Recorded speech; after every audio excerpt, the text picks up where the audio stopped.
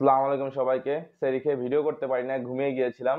আজকে UEFA Nations লিগের quarter ফাইনালের সেকেন্ড লেগের যে ম্যাচগুলো হয়েছে, মানে কি বলবো, অস্বাভাবিক। গতবারের ফার্স্ট লেগের যে ম্যাচগুলো হয়েছে সেগুলো যদি আপনি দেখে থাকেন তাহলে আপনি বলবেন এ কি খেলা হলো আজকে। পুরো রিভার্স হয়েছে ফার্স্ট লেগের ম্যাচগুলোর, পুরো রিভার্স হয়েছে সেকেন্ড লেগের ম্যাচগুলা। আমাদের যে মেইন পয়েন্টটা ছিল, যেটা আমাদের দেখার বিষয় ছিল, পর্তুগাল ডেনমার্কের খেলাটা। আপনারা তো জানেন যে রোনালদো বলেছে যে আজকে সে সেলিব্রেশন করবে, কিন্তু তার ব্যাড লাক, তিনি পেনাল্টি পেয়েও সেটা মিস করেছেন। ছবিটি দেখলে আপনারা বুঝতে পারবেন তার ভিতর রাজ্যের কত বড় হতাশা তাকে গ্রাস করে ফেলেছে।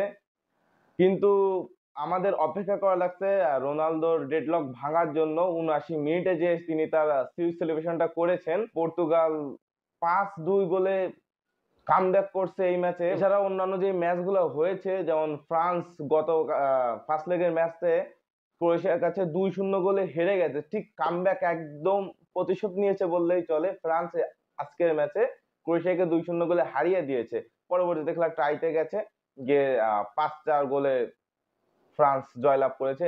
ওদিকে আবার নেদারল্যান্ডস স্পেন এত সুন্দর আজকেও একটা খেলা উপহার দিয়েছে তারা আমাদের। গতবার ফার্স্ট লেগে তারা ২-২ গোলে ড্র করলো, সেকেন্ড লেগে তারা ৩-৩ গোলে ড্র করলো, কেউ কাউকে ছাড় দিয়ে যায় নাই। এক্সট্রা টাইমে ইয়ামাল গোল করে এগিয়ে গিয়েছিল, আবার ফিরতি ১০৯ মিনিটে নেদারল্যান্ডস পেনাল্টিতে গোল করে ম্যাচ সমতায় ফিরিয়ে আনে। এরপর টাইতে যে আবার সেম ঠিক ৪-৫ গোলে স্পেন জয়লাভ করে। বেলজিয়াম যেখানে ফার্স্ট লেগে ইউক্রেনের কাছে ৩-১ গোলে হেরে গিয়েছিল, সেকেন্ড লেগে এসে ইউক্রেনকে বেলজিয়াম ৩-০ গোলে হারিয়ে দিয়েছে। অ্যাগ্রিগেটে তারা ৪-৩ গোলে এগিয়ে জয়লাভ করেছে। ওদিকে আবার যদি আমরা জার্মানি ইতালির ম্যাচটা দেখি, তারা ফার্স্ট লেগে জার্মানি ইতালির সাথে ২-১ গোলে জয়লাভ করেছিল, সেকেন্ড লেগে এসে তারা দুর্দান্ত একটা ম্যাচ আমাদের উপহার দিয়েছে, ৩-৩ গোলে ড্র হয়েছে ম্যাচটি। অ্যাগ্রিগেটে জার্মানি ৫-৪ গোলে এগিয়ে জয়লাভ করেছে। এখন যদি আমরা টোটাল ম্যাচের ভিতরে ঢুকি, আমরা পর্তুগাল দিয়েই শুরু করি। পর্তুগালের স্ট্যাটটা যদি আমরা দেখি যে পর্তুগাল আসলে কেমন করেছে আজকের ম্যাচে, সেখানে আমরা দেখতে পারবো পর্তুগাল শট নিয়েছে ১৮টি এবং ডেনমার্ক শট নিয়েছে ১৪টি। যেখানে শট অন টার্গেট পর্তুগালে ১১টি, সেখানে ডেনমার্কের শট অন টার্গেট ৪টি। বোঝা যাচ্ছে এক প্রকার ডেনমার্ক, কি বলবো, ডেনমার্কে এক পেশে খেলা হয়েছে আজকের ম্যাচটি, যেখানে পর্তুগাল গত ফার্স্ট লেগে হেরেই গিয়েছে। এখন আমরা যদি বল পজিশন দেখে থাকি, পর্তুগালের বল পজিশন ৫৯% আর ডেনমার্ক ৪১%।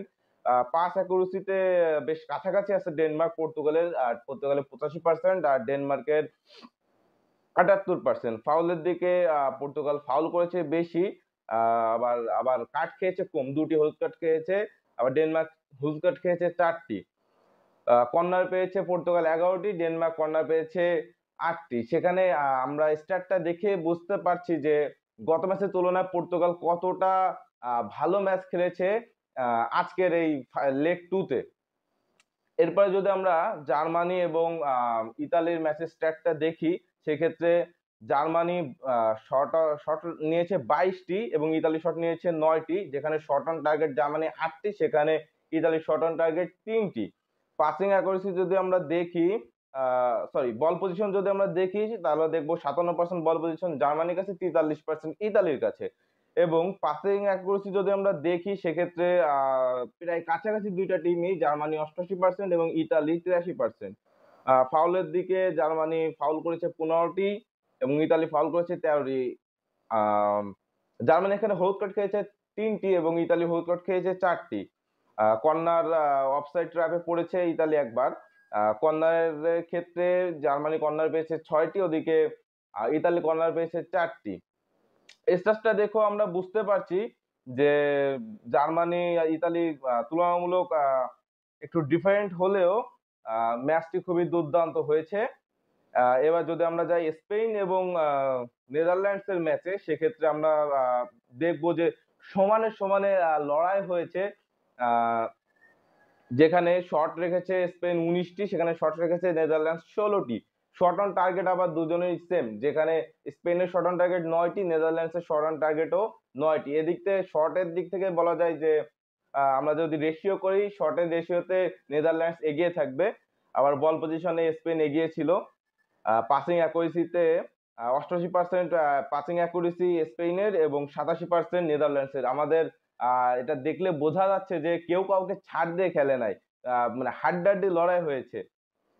ফাউলের ক্ষেত্রে স্পেন ফাউল করেছে 14টি, নেদারল্যান্ডস ফাউল করেছে 11টি। হলুদ কার্ড খেয়েছে স্পেন 2টি, আর নেদারল্যান্ডস হলুদ কার্ড খেয়েছে 1টি। কর্নার পেয়েছে স্পেন 4টি এবং নেদারল্যান্ডস পেয়েছে 2টি।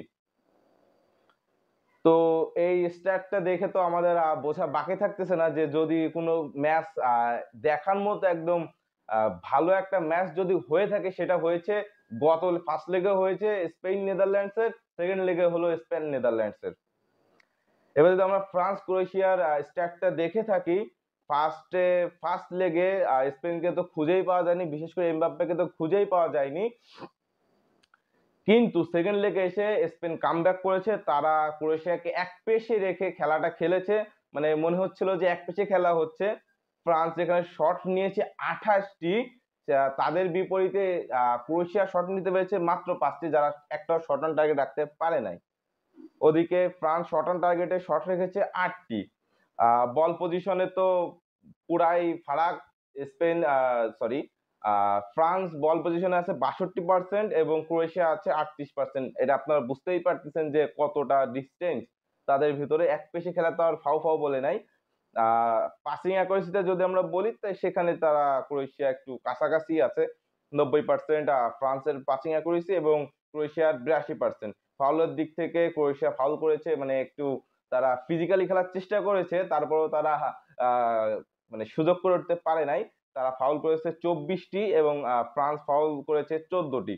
ওদিকে ইয়েলো কার্ড খেয়েছে ফ্রান্স 2টি এবং ক্রোয়েশিয়া ইয়েলো কার্ড খেয়েছে 6টি। অফসাইড দুজনই দুইটা দুইটা করে অফসাইড ট্র্যাপে পড়েছে। এদিকে ক্রোয়েশিয়া একটিও কর্নার আদায় করতে পারেনি, যেহেতু তারা শট অন টার্গেটে শটই রাখতে পারে নাই। তারা কর্নার না পাওয়াটা অস্বাভাবিক কিছু না, স্বাভাবিক। ওদিকে 16টা কর্নার পেয়েছে ফ্রান্স, যা তো বোঝা যাচ্ছে যে কতটা একপাশে খেলা হয়েছে ফ্রান্স ক্রোয়েশিয়ার ম্যাচটি। তো এই ছিল কোয়ার্টার ফাইনাল সেকেন্ড লেগের স্ট্যাট গুলা। তো আজকে এই পর্যন্তই। আসসালামু আলাইকুম।